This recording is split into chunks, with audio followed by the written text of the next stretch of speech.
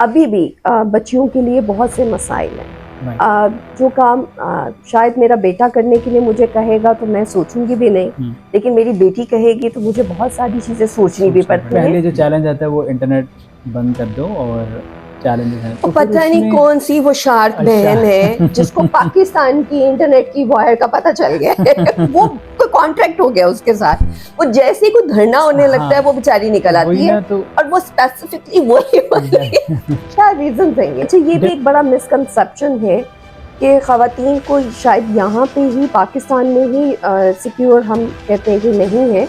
मेरा ख्याल है कि मैं डिफरेंट कंट्रीज में भी जाती रही हूँ, इवन दो कि मैं लंदन में थी, मैंने वहाँ पे भी फेस किए सर। वो वहाँ पे वो बेचारा परेशान ही हो जाता है कि चौधरी साहब का बच्चा ना निकल आए। तो चौधरी तो आपने कम बताया, वो आज तो बहुत बड़ी वो एक डायलॉग है ना, तेनू पता नहीं मैं कौन हूँ। वो जो 9 मंथ्स का टेन्योर है ना वो बहुत स्ट्रॉन्ग है, वो उसका एज माँ को रहता है। तो और जन्नत का एज भी है। माँ के कदमों के नीचे जन्नत भी है। उसने कहा कि जी अगर 25 करोड़ आवाम में से 1 करोड़ आवाम किसी और कंट्री में चली जाए तो बाकी कितने बचे? तो आगे से आंसर आपको 24 रॉन्ग आंसर, 1 करोड़ बचे क्योंकि 24 करोड़ तो यहाँ बढ़ने के लिए छोड़ दिया आपने। Ladies and gentlemen, warmly welcome to all of you on your very own show The Happy Place. As we already promised कि हम हर एक नए एपिसोड में एक नए गेस्ट के साथ और एक नए टॉपिक के साथ आपकी खिदमत में हाजिर होते हैं। तो आज का जो टॉपिक है और जो मेहमान है वो बहुत ही इंपॉर्टेंट है, क्योंकि अगर हम बात करें हमारे पाकिस्तान की जो पॉपुलेशन है तो उसमें 48% जो है वो हमारी पॉपुलेशन है वुमेन की। और उसके साथ अगर हम बात करें कि हमारी जो ओवरऑल इकोनॉमी है जिसमें बिजनेस अपॉर्चुनिटी की बात करें तो ओनली 1% हमारी जो विमेन है वो एंटरप्रेन्योरशिप के में उसमें काम कर रही हैं, और हमारे जो पाकिस्तान में जो बिजनेस एक्टिविटी है उसमें ओनली 1% उनका रोल है। तो आज के जो हमारे साथ मेहमान मौजूद हैं अगर हम बात करें तो वो माशाल्लाह सीईओ हैं QS स्टूडियो के, जिसमें जो है वो किड्स वेयर का उनका ब्रांड है। अराउंड 15 ईयर से वो काम कर रहे हैं। तो आज हम उनसे पूछेंगे कि पाकिस्तान में रहते हुए किस तरह से जो हमारी फीमेल है हमारी विमेन है उनको किस तरह से मसाइल आते हैं, क्या क्या चैलेंजेस हैं, किस तरह से उनको ओवरकम किया जा सकता है। कोई भी स्टूडेंट है या कोई भी फीमेल है वो कोई अपना बिजनेस या अपना ब्रांड स्टार्ट करना चाह रहे हैं तो वो क्या फुट स्टेप्स हो सकते हैं, किस तरह से स्टार्ट किया जा सकता है। तो there are lot more question जो कि हम अपने गेस्ट से जरूर पूछेंगे ताकि आपके लिए आपका कोई भी बिजनेस स्टार्ट करना चाह रहे हैं, कोई भी स्टार्टअप बनाना चाह रहे हैं तो उसमें आपको बहुत हेल्पफुल रहेगा। So please stay tuned with me and warmly welcome my honorable guest, Madam Quratul Ain Saqib साहिबा। मैडम हम कैसे हैं आप? अल्हम्दुलिल्लाह, I am good. First of all thank you so much, आपने अपना इंपॉर्टेंट टाइम दिया है, वो भी संडे वाले दिन जो कि मोस्टली बच्चों का और ऑफ होता है। So thank you so much once again. So please tell us how is thing going on. First of all thank you too for having me, and second ये कि अल्हम्दुलिल्लाह आज फर्स्ट रमज़ान है, उसकी अपनी एक खुसूसी बरकत है और आपको पता है कि बस इस वक्त तो हर वक्त हर तरफ मीठी मीठी खुशियाँ हैं। या एग्जैक्टली। तो डेफिनेटली क्या कहते हैं कि ये हमारे लिए भी ब्लेसिंग है कि जिस तरह से आप अगेन वो जो एक कुछ बेसिक्स होते हैं वो जिस तरह कहते हैं कि बैक टू द बेसिक, तो वही चीज़ है, हम अपने रिलीजियस जो कुछ बेसिक्स हैं तो उनकी तरफ आते हैं। सो डेफिनेटली मैडम साहब टॉपिक्स तो बहुत ज़्यादा होते हैं, स्पेशली जो हमारी कंट्री की वुमेन है और स्पेशली जो एंटरप्रेन्योर हैं अपना बिजनेस कर रहे हैं उनसे तो बहुत क्वेश्चंस बहुत टॉपिक पे बात की जा सकती है। बट आपकी अगर इजाज़त हो तो डेफिनेटली आपका जो ब्रांड है QS स्टूडियो के नाम से, तो हम चाहेंगे कि उसके ऊपर हम बात करें ताकि जो अगर हम बात करते हैं हमारी जो पॉपुलेशन है उसमें 65% हमारी यूथ है। Definitely exactly. और हम जो है वो 10 लार्जेस्ट यूथ पॉपुलस कंट्री है इन द वर्ल्ड। तो हम चाहेंगे कि उनके लिए आप जो है कुछ टिप्स भी दें, उनसे अपने आइडियाज़ भी शेयर करें, अपनी जर्नी भी शेयर करें। और डेफिनेटली जो बच्चे या फीमेल जो हैं अपना कोई ब्रांड स्टार्ट करना चाह रहे हैं तो उनके लिए भी हम चाहते हैं कि उस पर कोई ना कोई बात की जाए। और उसके साथ साथ हम आजकल क्योंकि पॉलिटिकल टर्मोइल का भी शिकार हैं काफ़ी अरसा से। एग्जैक्टली। तो हम चाहेंगे उसके ऊपर भी जो है आपसे कुछ राय लें, आपकी ओपिनियन शेयर करें। तो सबसे पहले तो बताइए कि आपकी जो इंस्पिरेशन है to start your own QS studio Qurratul Ain Saqib, तो ये कहाँ से स्टार्ट हुआ, क्या इसके पास इंस्पिरेशन थी? So please. मैंने पहले भी काफ़ी दफ़ा बताया है और ये क्वेश्चन आता है और समहाउ मैं खुद से भी इसका जवाब लेती हूँ अक्सर। मुझे लगता है कि बचपन से था एक डिज़ाइनिंग का एक पैशन और एक चीज़ों की क्रिएशन मुझ में शुरू से थी। मुझे है। कभी भी मैस अच्छा नहीं लगता था, मैं चीज़ों को डिफरेंट वे में क्रिएट करती रहती थी, घर को Got it. डिक्योर करना, अपने Right. ड्रेसेस पे कुछ ना कुछ ऐड ऑन करते रहना, कभी अच्छा रिजल्ट आ जाना, कभी कुछ ज़्यादा ही हैरान कुन आ जाना। Got तो it. ये बचपन से था। और ठीक है। आफ्टर मैरिज फिर मुझे मेरे फादर इन लॉ ने एक दफ़ा एक पुशबैक दिया कि बेटा तुम्हें कुछ करना चाहिए। Right. और उस वक्त मुझे सबसे इजीएस्ट वे ये लगा कि मैं अगर 9 to 5 की जॉब करूंगी तो मुझे घर को भी मैनेज करना है। Got तो it. फिर मुझे लगा कि मैं बिजनेस की तरफ चली जाती हूँ ठीक है। ताकि मैं घर पे रह के बिजनेस भी कर सकूं और घर को भी नेग्लेक्ट ना किया जाए, क्योंकि बिल्कुल जिस टाइम पे मैंने बिजनेस स्टार्ट किया था उस टाइम पे खवातीन को इतनी फ्रीडम नहीं थी और Okay. हमें बहुत सारे चैलेंजेस को फेस करना पड़ता था। ठीक है। इवन सबसे पहले तो अपनी कम्युनिटी के जो आसपास के लोग हैं उनको आंसर बैक करना पड़ता है, जिसका इससे कोई लेना देना नहीं होता है, Exactly. जो शायद आपके इमीडिएट रिलेशंस में भी नहीं हाँ। होते, लेकिन वो समहाउ कहीं ना कहीं क्रिटिसिज्म में सबसे आगे होते हैं। Okay. तो ये सारी प्रॉब्लम्स भी थी, लेकिन खैर उसके साथ साथ मैंने बिजनेस स्टार्ट किया। मुझे बहुत सपोर्ट थी मेरे हस्बैंड की, मेरे फादर इन लॉ की, Right. मेरी अपनी फैमिली की, ठीक है। जो कि मेरे लिए बहुत बेनिफिशियल साबित हुई। और मैंने एक बहुत स्मॉल इंडस्ट्री से काम स्टार्ट किया था Got और it. बहुत लो बजट के साथ काम स्टार्ट किया था, जो कि मैं खुद भी सोचती हूँ और आज में वो मुझे एक बड़ी अच्छी बात उससे याद आती है Right. कि इंसान को कभी भी छोटा नहीं सोचना चाहिए, उसको Okay. ख्वाब बड़े बड़े देखने चाहिए। ये मैं अपने बच्चों को भी, अपनी बहनों को और अपने यूथ को भी ये बात जरूर कहूंगी कि सोचिए जरूर वसी, ठीक और है। आप देखिए कि आपकी मंजिलें आसान करने के लिए वो ऊपर वाला बैठा हुआ है। Wow. तो आप वसी सोचें तो इंशाल्लाह प्रॉब्लम्स आती हैं। मेरी लाइफ में भी बहुत सारी हार्डशिप्स आई, बहुत सारे ऐसे एक कह लें कि ऐसी जगहों पे मुझे लगता था कि शायद मैं कुछ कर नहीं सकती, ठीक है। और मैं समटाइम खुद को फेलियर भी समझती थी। लेकिन अल्हम्दुलिल्लाह आज मैं जिस पोजीशन में हूँ, मैं लोगों के लिए इंस्पायरेशन भी हूँ। और Indeed. ये एक मेरे लिए सबसे बड़ी एक इम्पॉर्टेंट बात है कि मुझसे बच्चियां इंस्पायर हो रही हैं। Of course. वो मेरी एग्जाम्पल अगर कोट की जाती है कि QSS को देखो, वो घर को भी देख रही है, वो अपने बिजनेस को भी देख रही है, वो अपनी फैमिली को भी देख रही है, तो मुझे बस इसी में मैं खुश हूँ और इसके साथ ही चल रहा है। Definitely, you know, there are lot of praise for you, madam साहिबा, No जिस तरह से doubt. आप जो है ये काम कर रहे हैं।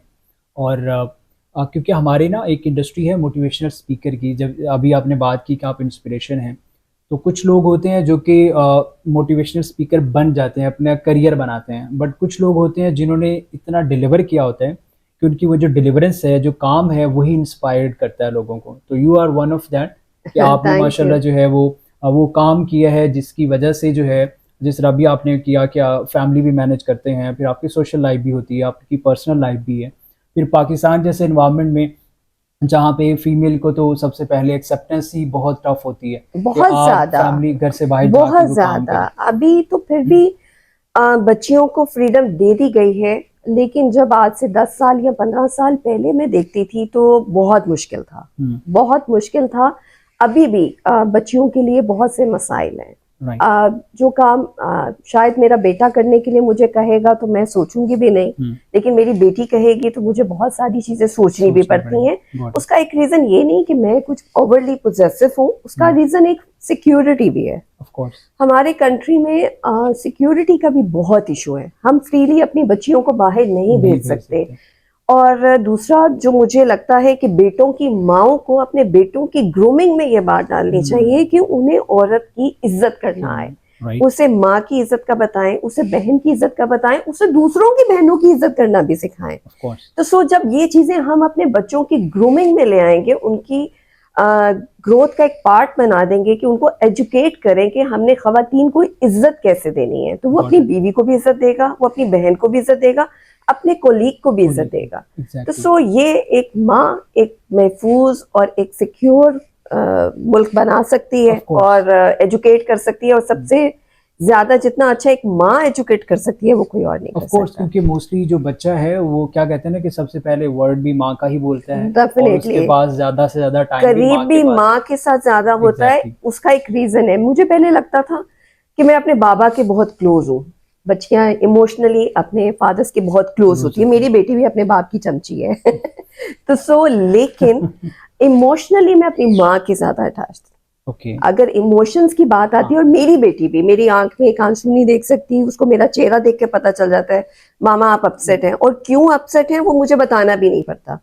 तो वो मेरे साथ इमोशनली अटैच है, क्योंकि माँ का रिश्ता जो भी है बाप से पहले बन जाता है। एग्जैक्टली वो जो 9 मंथ्स का टेन्योर है ना, वो बहुत स्ट्रॉन्ग है, तो वो उसका एज माँ को रहता है। एग्जैक्टली तो और जन्नत का एज भी है माँ के कदमों के नीचे जन्नत भी है। और माँ का टाइम अपनी औलाद के साथ ज्यादा गुजरता है, क्योंकि बाप बेचारे ने बाहर निकलना है, मुशक्कत भी करनी है।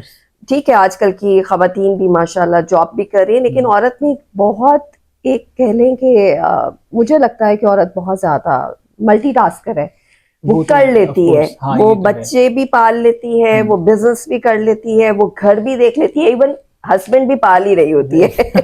सॉरी, मैं मेल के खिलाफ नहीं हूँ। साकिब साहब से जो है वो हम करेंगे कि भाई आपको ही इज आल्सो माय बच्चा। Okay, by the way it's a really new thing, और ये इवन के हो ऐसा ही रहा है, और जो घर की जो फीमेल है आई थिंक उन्हें करना भी चाहिए उस तरह से भी, क्योंकि आपका रिलेशन है ना, तो आपको हर रोल में रह के वो चीजें प्ले कर रहे होते हैं। डेफिनेटली। अच्छा मैडम साहब, डेफिनेटली आपकी स्टोरी तो बड़ी इंस्पिरेशनल है कि जिस तरह से आपने चीजें स्टार्ट की।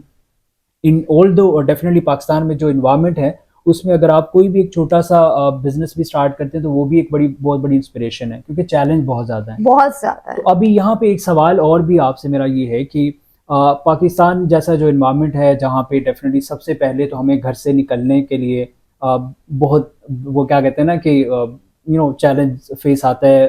फादर को कैसे एक्सेप्ट करवाना है, मदर को से किस तरह से अलाउ करवाना है, फिर अपने आप को खुद किस तरह से इस चीज़ से निकल के बाहर जाना है। उसके बाद फिर सोसाइटी की हमने बात कर ली है कि अब जैसे ही निकलते हैं तो तरह तरह की हमें जो है वो बातें सुनने को मिलती हैं और चैलेंजेस, और उसके बाद फिर जाके जब हम पहुंचते हैं कि हमने कोई बिजनेस स्टार्ट करना है, तो हमारा जो बिजनेस जो इकोसिस्टम है हमारे कंट्री में वो उस तरह से फ्रेंडली मेल के लिए भी नहीं है, तो फीमेल के लिए तो बहुत ज़्यादा चैलेंजेस होते हैं उसमें। तो आपका ये जो फैशन वाला है ब्रांड जिसमें आप किड्स वेयर पे भी काम करते हैं, तो आप थोड़ा सा बताइए कि आपको डेफिनेटली चैलेंजेस आते होंगे, तो उनको एज ए फीमेल किस तरह आप कोप अप करते हैं ताकि आप अपना बिजनेस भी सक्सेसफुली रन कर सकें और आप अपनी जो वैल्यूज़ इंटेग्रिटी है उसको भी मेंटेन करें और इस सोसाइटी में प्रॉस्पर भी हों और बहुत सारी फीमेल हैं उनके लिए भी इंस्पिरेशन बने। सो हाउ आप बेसिकली जहाँ तक ताल्लुक है वैल्यूज का, उसको तो आप चाहे कहीं पे भी ऑल ओवर द वर्ल्ड वो आपको नहीं भूलने चाहिए। अच्छा, ये भी एक बड़ा मिसकंसेप्शन है कि ख़वातीन को शायद यहाँ पे ही पाकिस्तान में ही सिक्योर हम कहते हैं कि नहीं है। मेरा ख्याल है कि मैं डिफरेंट कंट्रीज में भी जाती रही हूँ, इवन दो कि मैं लंदन में थी, मैंने वहाँ पे भी फेस की हैं चीज़ें। और बहुत सारे कंट्रीज में लाइक तो जहाँ पे वैल्यूज की बात है हमें डरना नहीं चाहिए ख़वातीन को। हमें अपनी बॉडी को, अपनी बॉडी लैंग्वेज को इतना स्ट्रॉन्ग कर लेना चाहिए कि किसी की जुर्रत ना हो कि वो अपनी बाउंड्रीज को क्रॉस कर सके। तो सो फर्स्टली तो ये है कि बच्चियों को खुद पता होना चाहिए कि उन्होंने अपनी हिफाजत कैसे करनी है और खुद को लेके कैसे चलना है। तो कहीं पे भी दुनिया के किसी हिस्से में भी फिर कोई जुर्रत नहीं करता, लेकिन कुछ लोग बहुत ढीठ होते हैं वो फिर हम अल्लाह पे छोड़ देते हैं कि या मौला हमें अपने हिफ्ज़-ओ-अमान में रखे। तो और बाकी जहाँ तक ताल्लुक रहा कि मुश्किलात तो आजकल बहुत हैं भाई, बहुत हैं। अगर आप ये कहें कि इस वक्त कोई भी बिजनेस पाकिस्तान में बहुत हैप्पीली चल रहा है, मैं कहूँगी बहुत खुशकिस्मत है वो।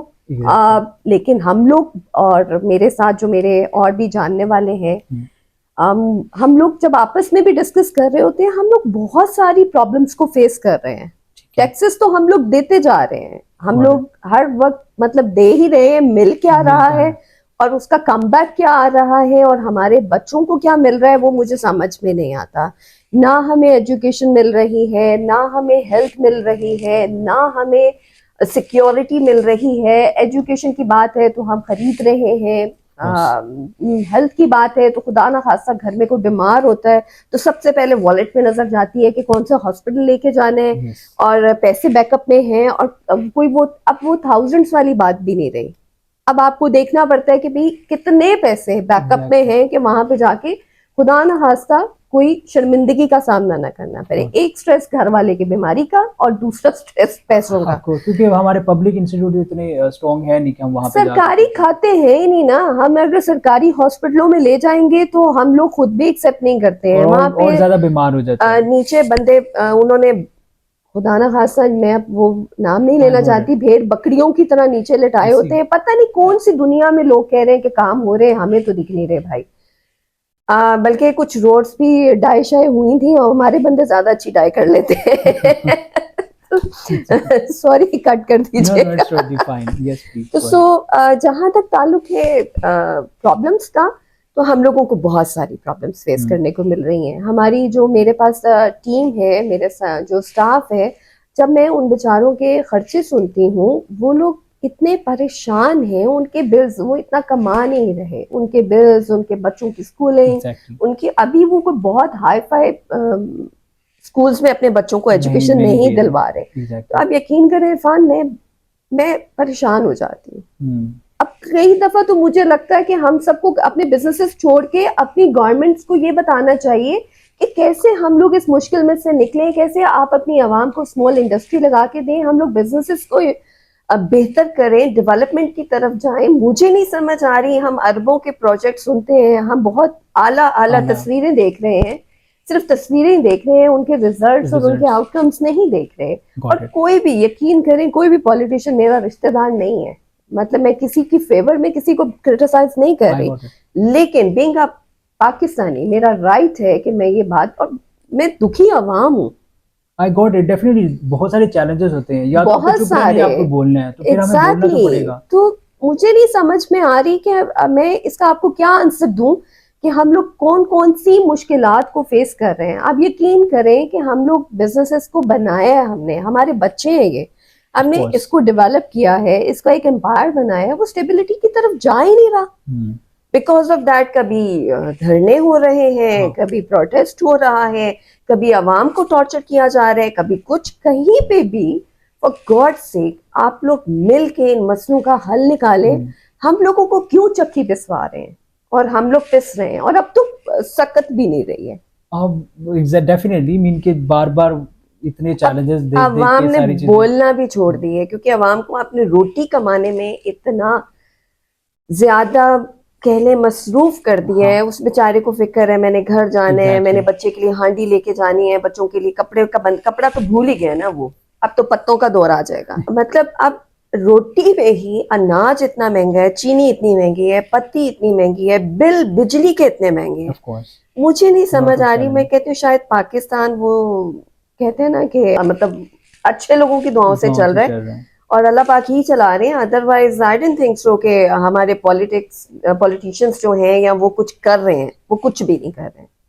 पता नहीं क्या कर रहे हैं ये, तो कुछ भी नहीं कर रहे हैं। मैं तो ओपन नहीं कहूंगी, चाहे मुझे कोई नहीं ऐसा कुछ नहीं है। अच्छा, अभी डेफिनेटली बहुत लंबी लिस्ट है ना चैलेंजेस की, अगर हम बात करते हैं उसमें आज का जो एक एरा है सोशल मीडिया का, इंफॉर्मेशन टेक्नोलॉजी का है, और आपका जो ब्रांड है QS स्टूडियो, वो भी ऑनलाइन एग्जिस्टेंस है।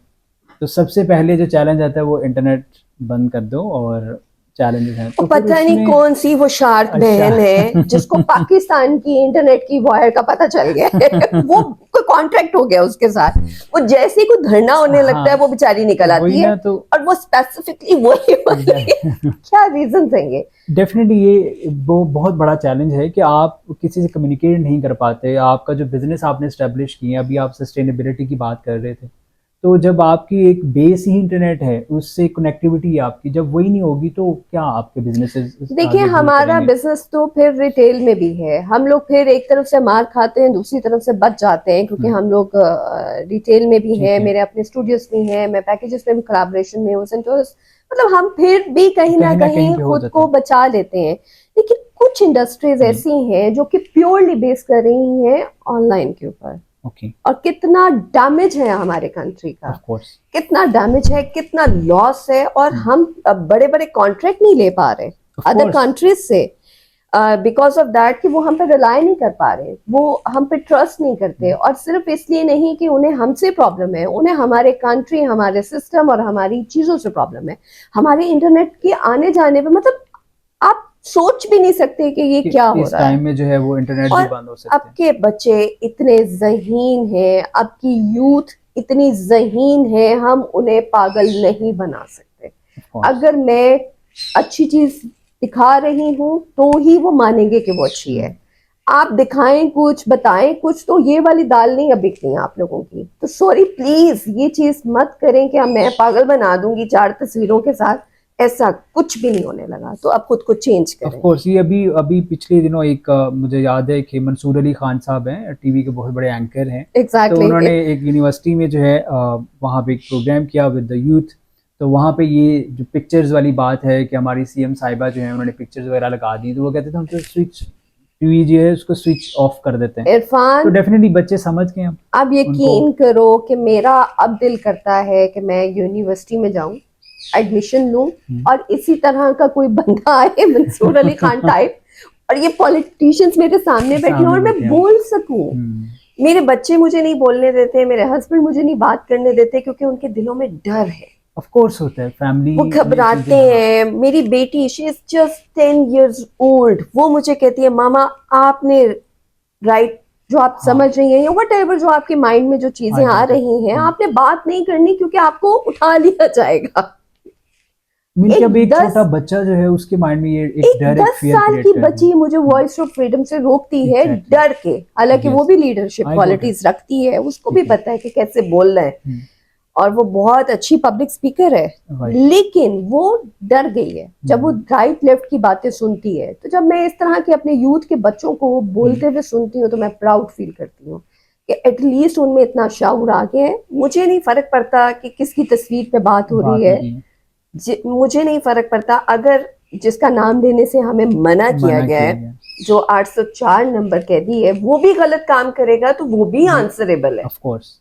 इसी तरह से बीबी गलत काम करेगी तो वो भी आंसरेबल होनी चाहिए। उसको क्यों प्रिविलेज मिल रही है कि वो शाही खानदान से आई हुई है तो बस चलने दो।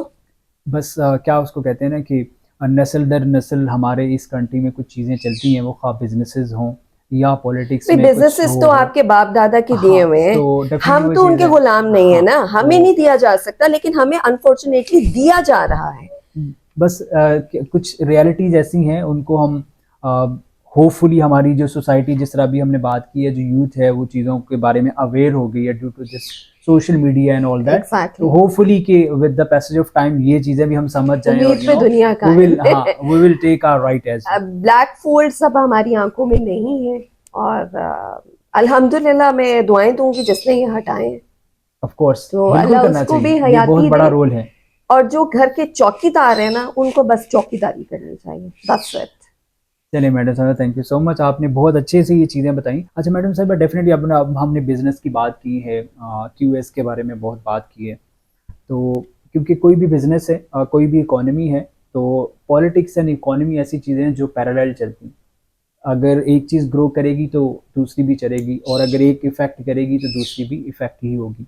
तो पाकिस्तान की अगर हम बात करते हैं, definitely we love our country.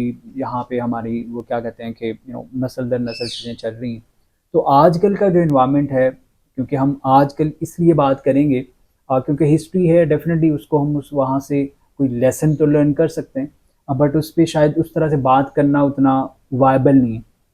तो करंट जो सिनेरियो बना हुआ है पॉलिटिक्स का, तो I am not asking about any specific party, but आप उस पर क्या आपका ओपिनियन है कि आपका बिजनेस किस तरह से इम्पेक्ट करता है उस चीज़ से, आपकी सोशल फैब्रिक कितना डिस्टर्ब होता है, या आपका ओवरऑल जो एक फ्रीडम है, फ्रीडम टू लिव है, फ्रीडम टू स्पीच है, फ्रीडम टू मूव है, तो ये सारी चीज़ें कितनी कनेक्टेड हैं, आप क्या इस पर राय रखते हैं? जहाँ तक आपने बात की फ्रीडम की, फ्रीडम पे तो हम पहले भी बात कर चुके हैं कि हम मेंटली खुद को आज़ाद एक्सेप्ट नहीं करते, चाहे वो बच्चे हैं। मेरी 10 साल की बेटी भी खुद को आज़ाद फील नहीं करती। वो किसी ने, मैं एक जोक है मैं शेयर करूंगी आप सबके साथ भी, किसी ने कहा कि जी अगर 25 करोड़ आवाम में से 1 करोड़ आवाम किसी और कंट्री में चली जाए तो बाकी कितने बचे? तो आगे से आंसर ऑफ कोर्स 24। अगर रॉन्ग आंसर, 1 करोड़ बचे, क्योंकि 24 करोड़ तो यहाँ बढ़ने के लिए छोड़ दिया आपने। तो सो हम लोग अच्छा, लेकिन पाकिस्तानी फाइटर्स हैं, वी आर फाइटर्स। अगर आप देखें, मैंने ये चीज़ बाहर भी देखी है, जितना हार्ड वर्क हम लोग करते हैं, जितना टैलेंट पाकिस्तान के बच्चों में है, Correct. जितना हम लोग बाहर जाके मेहनत करते हैं, अपनी लाइफ को डिवोट कर देते हैं, क्योंकि हमें यहाँ पे वो वाले राइट्स नहीं दिए जा रहे, वो वाले बेनिफिट्स नहीं मिल रहे, और बच्चों को डराया धमकाया जाता है, तो सो यहाँ पे दिल उठ गए। नहीं तो पाकिस्तान जैसा मुल्क दुनिया में कहीं पे भी नहीं है। तो सो अगर आप चाहते हैं कि आप हम पे हुकूमत कर सकें, तो हमें थोड़ी सी आज़ादी दे दें। ये आपके लिए है, हमारे लिए नहीं है। तो नहीं, थोड़ा आपको सा लगता है अगर वो आज़ादी देंगे तो वो हुकूमत भी कर पाएंगे आप पे? आप देखें, जो चला रहा है उनको ये मैसेज उसके आई लिए है। Got it, I got it. तो जो आगे पपेट्स हैं वो जो फेसेस हिला रहे हैं ना, तो आवाम के साथ दोस्ती करें, ना कि वो अब उन पार्टियों के साथ दोस्ती ना करें। अब वो वाला पुराना हो गया। ठीक है। अब वो पार्टीज, अब क्योंकि वो यहाँ तो फिर कोई एक ऐसा फेस लेके आए जिसको आवाम एक्सेप्ट करती है और चाहती है। ठीक है, उसके साथ शायद जो फेस वो पसंद ना करते हो, जो आवाम पसंद करती है, लेकिन कुछ ना कुछ एक्सेप्टेंस उनको भी करनी पड़ेगी। नहीं तो ये वक्त दूर नहीं है। मैं नहीं कहती कि खुदा ना खास्ता पाकिस्तान में कभी बगावत हो या कोई इस तरह के एलिमेंट्स हो। हमारी यही दुआ है कि हमारा मुल्क तरक्की करे, कामयाबी करे और हमारे बच्चे सिक्योर रहें। लेकिन जब आप इतना ज्यादा सफोकेट कर देते हैं ना, वो कहते हैं ना कि डराना भी उतना चाहिए जितना डरने वाला डरने को तैयार हो। जब डरने वाला डरना छोड़ देता है तो फिर डराने वाले का डरने का टाइम स्टार्ट हो जाता है। तो आप उतना डराएं कि हम डरें। अच्छा मैडम साहबा, आपने क्योंकि ग्लोबली भी आपका एक्सपोजर है, आपने ट्रैवल भी किया हुआ है, तो आपको क्या लगता है, फिर आपने अभी एक बात, बहुत बड़ी बात की है, मैं उस बात को सेकंड भी करूँगा कि पाकिस्तान बहुत ब्यूटीफुल कंट्री है, इसमें पोटेंशियल बहुत ज़्यादा है, और ये बात कहीं ना कहीं हद तक बिल्कुल ठीक है कि डेफिनेटली हमारे पास वो सारी चीज़ें हैं जो शायद किसी कंट्री के पास कोई एक आधी होती हैं, लेकिन हमारे पास उस तरह की गवर्नेंस, उस तरह का पॉलिटिकल स्ट्रक्चर और उस तरह का एडमिनिस्ट्रेशन शायद वो नहीं है। अगर वो आ जाए तो हम बहुत सक्सेसफुल हो जाएं। तो आप क्या समझते हैं कि क्या पॉलिटिक्स के अलावा भी कोई फ्लॉज हैं हमारी सोसाइटी में, लोगों में, अगर हम कंपेयर करना चाहें, क्योंकि आप डेवलप कंट्री में भी जाके आए हैं, तो क्या नजर आता है? बेसिकली अगर हम बात करें ना कि पाकिस्तान में चीज़ें कैसे ठीक हो सकती हैं, तो पाकिस्तान में चीज़ें बिल्कुल ठीक हो सकती हैं। एक तो यहाँ पे एजुकेशन को कंपलसरी कर दिया जाए, स्पेशली कम अज़ कम मैट्रिक तक। ठीक है। और इसमें बच्चों को स्कूल्स बनाए जाए, लेकिन वो सरकारी स्कूल ना हो कि जो बने तो हो, चले ना। तो जब तक हम एजुकेशन कंपलसरी नहीं करेंगे, मुल्क की हालात का ठीक होना बहुत मुश्किल है। Quality education by the quality education and plus सिर्फ education is not just based on के रट्टा सिस्टम। मैं रट्टा सिस्टम पे बिलीव नहीं करती। एजुकेशन आपकी बेसिक एथिक्स भी हैं।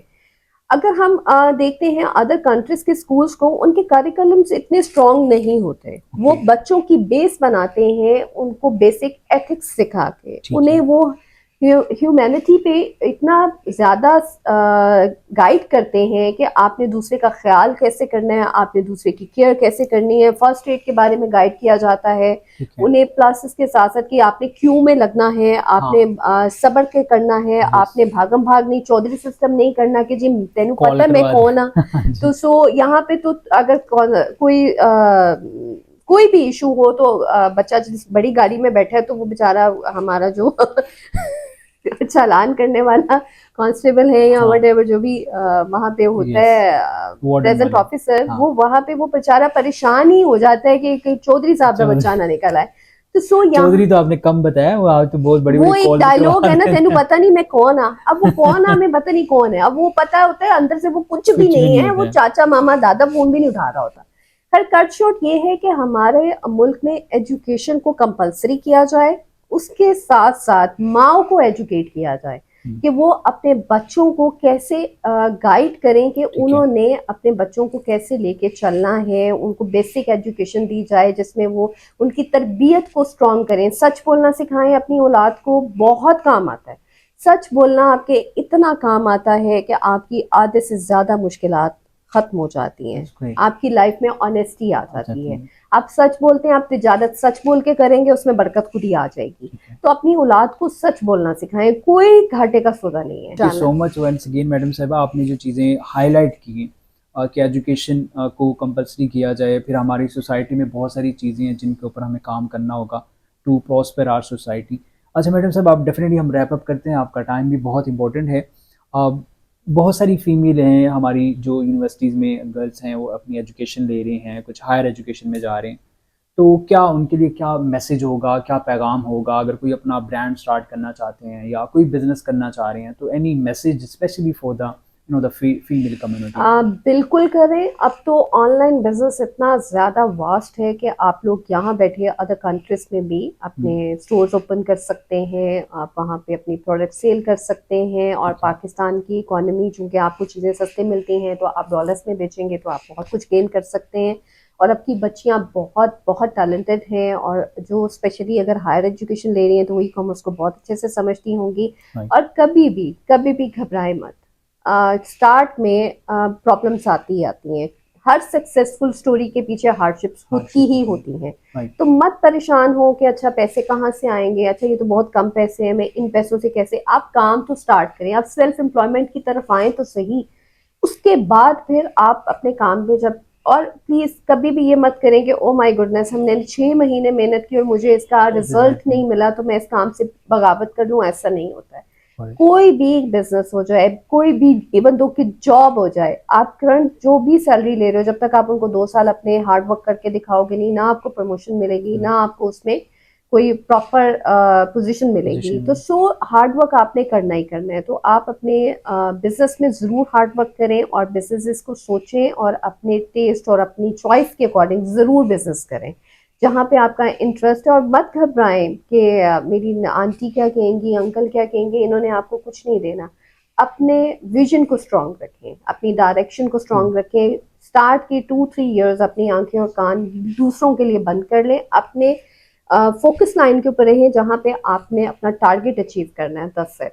That's great. Thank you so much. Such a wonderful message for our youth as well. Last question, जो कि irrespective of the business and all that, जो मैं अक्सर ट्राई करता हूँ कि पूछूं, क्योंकि इसकी रिक्वेस्ट भी बहुत की जाती है। क्योंकि बीइंग अ फीमेल, आप जो है वो मदर भी हैं, आप वाइफ भी हैं, फिर आप बेटी भी हैं, फिर आप बिजनेस वुमेन भी हैं, उसके साथ साथ आप टीम लीडर भी हैं, और एक सोशली भी आपको चीज़ें मैनेज करना होती हैं। और अभी रमज़ान चल रहा है, फिर आपको रिलीजियसली भी चीज़ें देखनी। तो ये एक मैडम कुरतुल साहिबा इतने ज़्यादा रोल जो हैं वो भी बहुत अच्छे से कैसे प्ले कर लेते हैं, तो कैसे कोई कर सकता है? कोई जादू की छड़ी नहीं है। मैं भी एक आम इंसान हूँ और कोई मुश्किल काम नहीं है। Just time management. ओके। आपका टाइम आपने कैसे मैनेज करना है। 24 घंटे बहुत लंबा टाइम होता है, और इसकी बस मैनेजमेंट को सीख लें तो आपकी ज़िंदगी आसान हो जाती है। दूसरा, मुझे लगता है कि बहुत ज़्यादा एक्सपेक्टेशंस ना रखें दूसरों से, अपने टास्क रखें और अपनी डायरेक्शन पे चलें तो ज़िंदगी बहुत इजी हो जाती है। कई दफ़ा होते हैं लोग मुझसे भी नाराज़ होते हैं, मुझसे भी बहुत ज़्यादा हाई एक्सपेक्टेशंस की जा रही होती हैं, और कई दफ़ा मैं भी एक्सपेक्टेशंस पे पूरा नहीं उतर रही होती। लेकिन उस पर यह है कि आप घबराएं नहीं और उनको दोबारा से करने की कोशिश करें तो सब चीज़ें ठीक हो जाती हैं, सेटल हो जाती हैं और लाइफ ईजी हो जाती है। लाइफ हमेशा बेस कर रही होती है मेजोरिटी में। एक बात करती हूँ बच्चियों के लिए खासतौर पे, इवन अब तो मैं लड़कों को भी ये बात गाइड करती हूँ कि कंप्रोमाइज आपने करना है तो आप लोगों की जिंदगियां आसान हो जाएंगी। कॉम्प्रोमाइज माँ ने भी करना है, कॉम्प्रोमाइज बहन ने भी करना है, कॉम्प्रोमाइज बेटी ने भी करना है, कॉम्प्रोमाइज हस्बैंड ने भी करना है, कॉम्प्रोमाइज वाइफ ने भी करना है। जब तक हम कॉम्प्रोमाइज नहीं करेंगे हमारी जिंदगियां आसान नहीं होंगी। अब की लाइफ बहुत प्रोडक्टिव हो गई है। जब मैं अब बच्चों और बच्चियों के विजन सुनती हूँ, जो चीज़ें वो इजी मनी की तरफ बहुत ज़्यादा हम लोगों का रुझान है। अगर हमने शादी भी करनी है तो कोई प्रिंस आएगा। मेरा प्रिंस जो था वो मैं इमेजिन करती थी घोड़े पे बैठ के आएगा। अब की बच्चियां कहती हैं मर्सिडीज पे बैठ के आए, और भाई वो मर्सिडीज कहाँ से लाएगा। सो अब थोड़ी सी सोच भी चेंज हो गई है, और रिलेशंस को पैसों पे कंपेयर करना छोड़ दें। क्वालिटी ऑफ रिलेशन सिर्फ पैसा नहीं है, हम लोगों ने आजकल के दौर में बना ली है। ब्रांड्स के पीछे भागना छोड़ दें, अपनी जिंदगियों को आसान रखें, जो है जैसा है उसमें खुश रहें, लेकिन इम्प्रूवमेंट की तरफ जरूर जाएं। अपने औरत को स्ट्रांग होना चाहिए। मेरे पास जो है वो मैं अपना खुद कमा रही हूँ, तो मेरी उस इनकम के ऊपर मैं बहुत स्ट्रांग हूँ। मैं अपनी मर्जी से खर्च कर रही हूँ, मैं किसी की डोमिनेशन में नहीं हूँ, ना मेरे भाई की, ना मेरे बाप की, ना मेरे हस्बैंड की। तो सो अपनी इनकम, मैं ये नहीं कहती कि वो लाखों में हो या थाउजेंड्स में हो, जरूर कमाएं, चाहे वो एक स्मॉल चंक ही क्यों ना हो, आप Got उसको खुद एंजॉय करेंगी और आपको उसको लेके आंसरेबल नहीं होना पड़ेगा। वो जो कॉन्फिडेंस आपकी लाइफ में आपके काम आएगा वो और चीज नहीं है। Thank you so much madam साहिबा, आपने बहुत अच्छे से चीज़ें बताई कि किस तरह से आप टाइम मैनेजमेंट करके और आप इन सारी चीज़ों को अपनी लाइफ को एक वेल बैलेंस करके चला सकते हैं। चलिए, thank you so much madam साहिबा, it was really nice conversation with you, specially कि किस तरह से पाकिस्तान में जो बिज़नेस है उसको किस तरह से स्टार्ट किया जा सकता है, किस तरह से आप अपने यूनिक सेलिंग पॉइंट बना सकते हैं, किस तरह से आप अपने चैलेंजेस को ओवरकम कर सकते हैं और किस तरह से आप अपनी लाइफ को बैलेंस वे में गुजार सकते हैं थ्रू द टाइम मैनेजमेंट। तो there are lot more things and हम नेक्स्ट भी रिक्वेस्ट करेंगे ऐसे ही हमारे इंडस्ट्री एक्सपर्ट्स से कि उनको आपके सामने लाएं, ताकि उनके एक्सपीरियंस, उनके एक्सपोजर और उनकी लर्निंग से हम सबको फ़ायदा हो और हम भी as a community, as a country जो है वो ग्रोथ की तरफ जा सकें। Thank you so much for watching. आपके कमेंट्स, आपका फीडबैक आपकी तरह हमारे लिए बहुत इंपॉर्टेंट होता है। So please stay tuned with us and will see you in the next episode. Thank you so much madam. Thank you, thank you. Thank you.